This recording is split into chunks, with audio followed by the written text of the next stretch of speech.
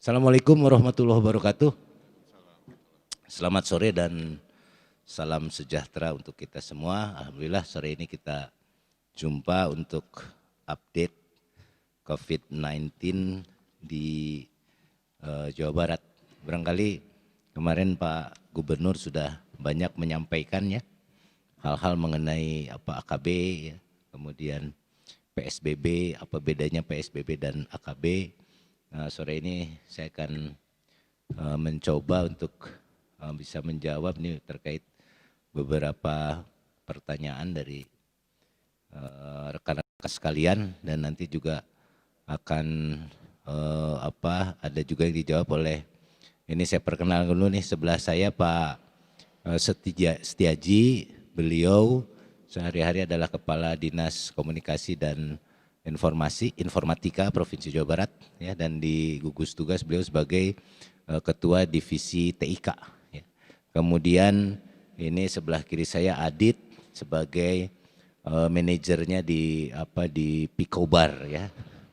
Nah, yang pertama perlu saya sampaikan bahwa sampai saat ini kita belum membeli alat rapid test yang buatan Unpad ITB ya. Jadi masih berproses di Kementerian Kesehatan mungkin ya. Ya mudah-mudahan segera bisa selesai dan kita bisa membeli alat rapid test ini. Kemudian nanti kalau sudah oke, ada diproduksi ya secara massal bisa sampai 50.000 unit per bulannya. Kemudian mengenai insentif untuk tenaga kesehatan, itu angkanya tuh ada kurang lebih 26 miliar ya nilainya. 23 itu untuk insentif, kemudian 3 miliar itu dialokasikan untuk santunan kematian bagi tenaga kesehatan yang meninggal dunia. Nah, mengenai dana ya, seperti disampaikan kemarin oleh Pak Sekda di rapat gugus tugas, itu kita sudah hampir 1,5 triliun ya, sekitar 1,423 triliun yang sudah terserap ya, dan angka 1,423 triliun ini paling banyak diserap oleh untuk social safety net ya. Jadi untuk jaring pengaman sosial, untuk bansos itu ada senilai kurang lebih 1,158 triliun. Kemudian untuk alat-alat kesehatan ada sekitar 248 miliar yang terserap ya. Dan untuk dimaklumin juga kemarin sudah dijelaskan oleh Pak Gubernur bahwa di bansos tahap kedua rencananya ada penggantian yang berupa natura ya, telur. Itu rencananya diganti dengan susu dan masker.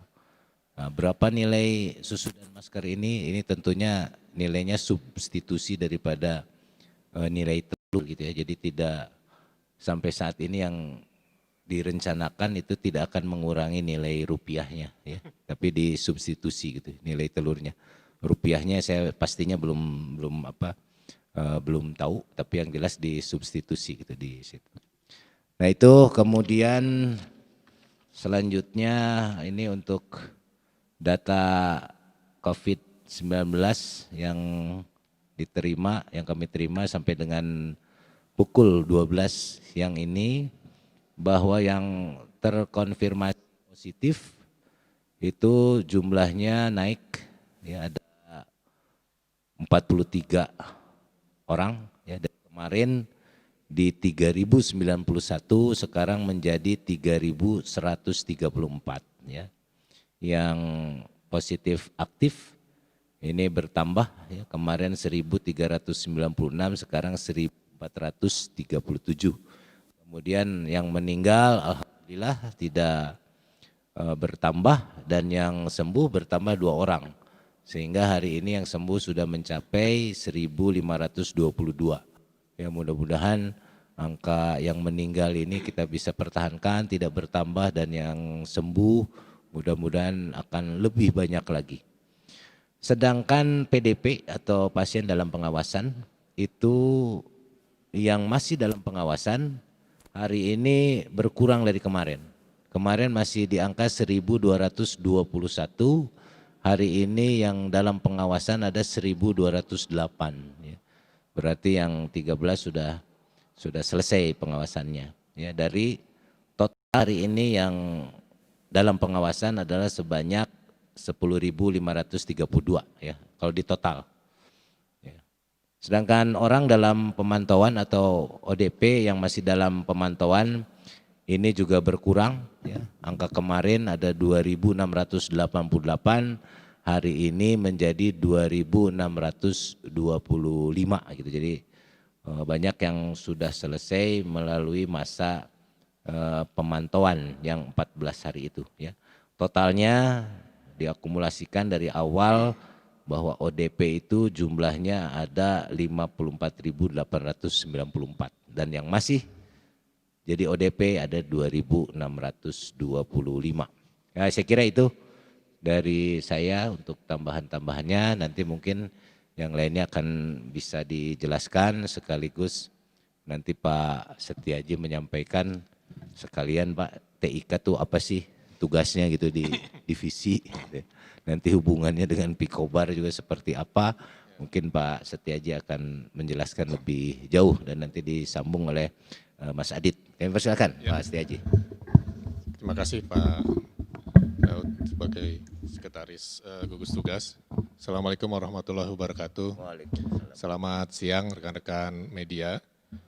Ya, mungkin sebelumnya saya akan cerita dulu mengenai divisi layanan data dan informasi dan TIK yang saya diamanatkan untuk mengetuai.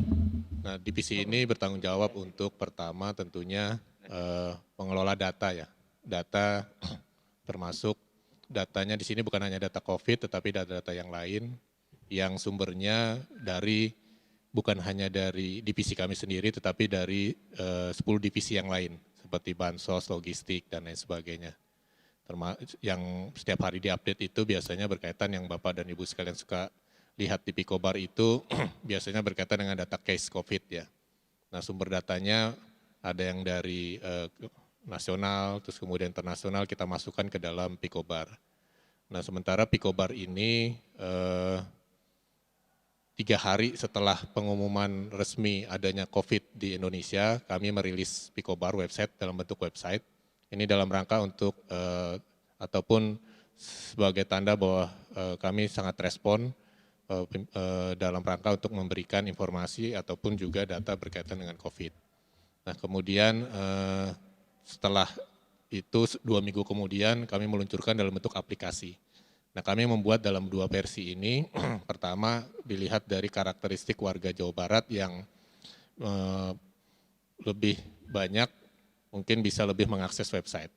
Terus kemudian dalam bentuk apps yang fungsinya lebih, fiturnya lebih banyak untuk bisa kami integrasikan. Kemudian website ataupun aplikasi Pikobar ini kami buat bersama-sama juga dengan ataupun kolaborasi dari berbagai pihak.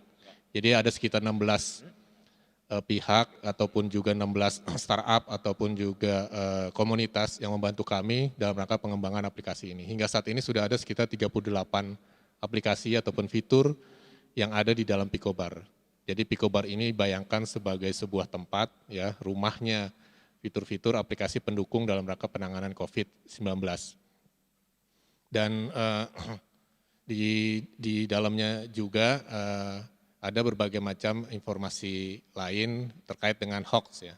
Nah, hoax juga di awal-awal kami juga punya tim JSH, Jabar Saber Hoax, ada sekitar 2.600 lebih berita mengenai hoax yang kami himpun dari masyarakat dan itu setiap saat kami counter, klarifikasi agar masyarakat bisa tahu mana berita hoax ataupun mana yang berita yang positif.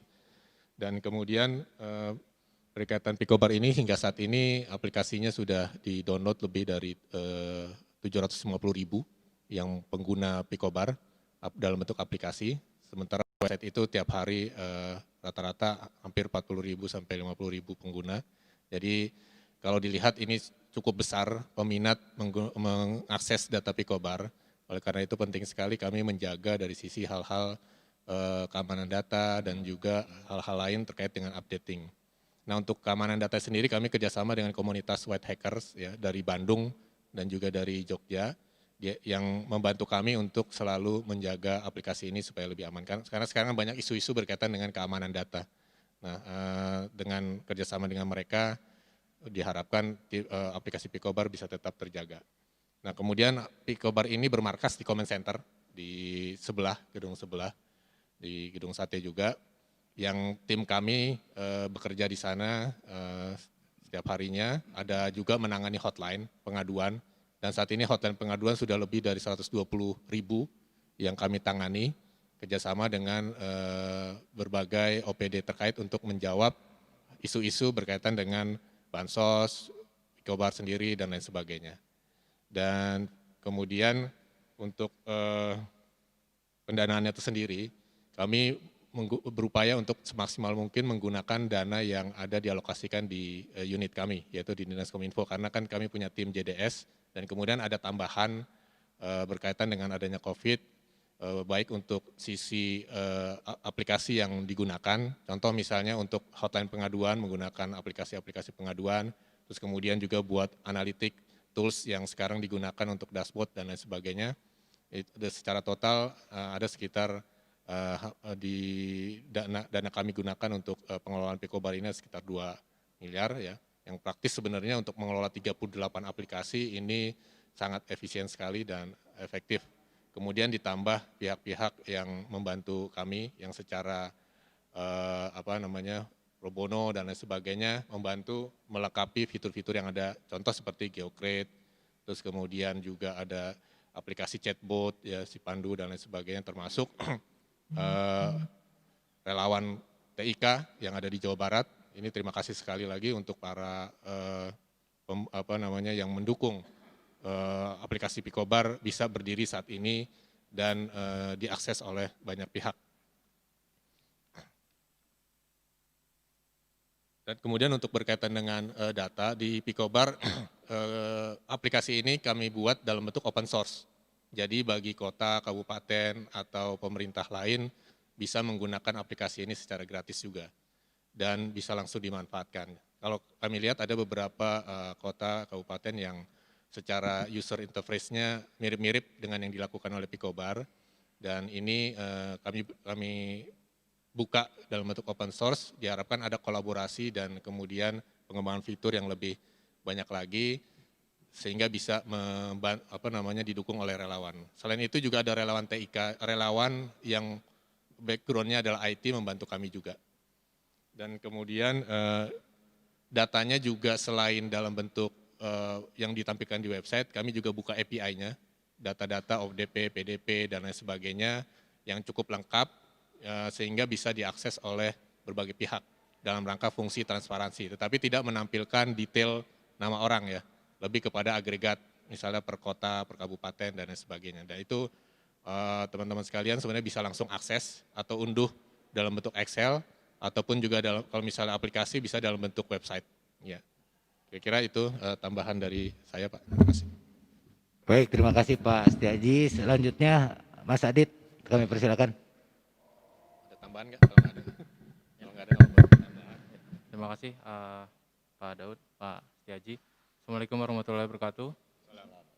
Perkenalkan nama saya Adityo Trimurdani, saya Product Manager dari Picobar. Jadi Picobar ini sebetulnya kami Jabar Digital Service yang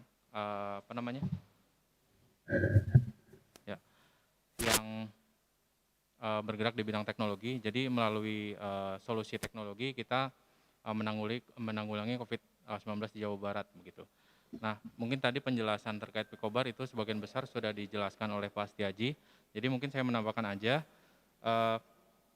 untuk data-data kematian pada ODP dan PDP di Jawa Barat yang diambil dari Picobar itu sebetulnya kita sudah tampilkan di peta sebaran yang ada di halaman data di website.